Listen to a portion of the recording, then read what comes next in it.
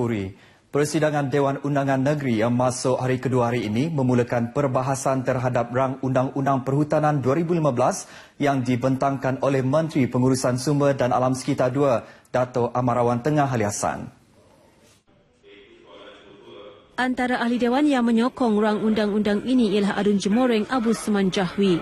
Beliau turut mencadangkan supaya menubuhkan pasukan penguatkuasa hutan di peringkat daerah untuk memantau dan mengambil tindakan terhadap mereka yang terlibat dalam pembalakan haram dan kecurian balak. Beliau turut mencadangkan supaya aktiviti penguatkuasaan dibantu oleh pasukan gerakan AMPGA supaya aktiviti negatif itu dapat ditangani secara lebih berkesan. Abu Seman juga berharap pegawai-pegawai penguatkuasa Jabatan Hutan Sarawak diberi latihan secukupnya untuk melaksanakan undang-undang baharu itu selain menggunakan teknologi terkini termasuk pemantauan secara kawalan jauh.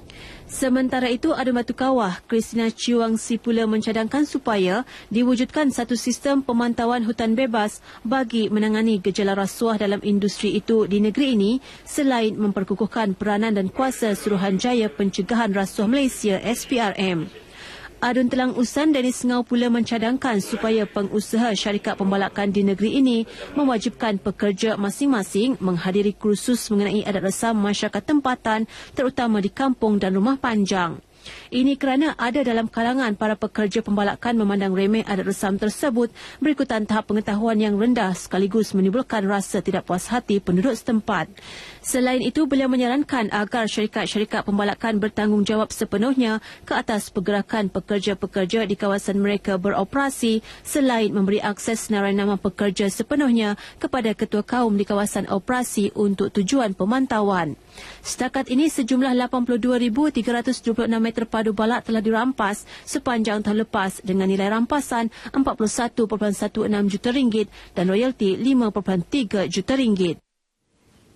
Sementara itu, Menteri Perancangan Sumber dan Alam Sekitar II, Dato' Amarawan Tengah Ali Hassan, pada pembentangan rang Undang-Undang Perhutanan 2015 berkata ia merupakan satu manifestasi yang jelas mengenai kesungguhan kerajaan negeri untuk memperkasakan pengurusan hutannya. Katanya ia juga akan memastikan kelestarian sumber hutan negeri selain memperkukuhkan lagi penguatkuasaan undang-undang mengenainya.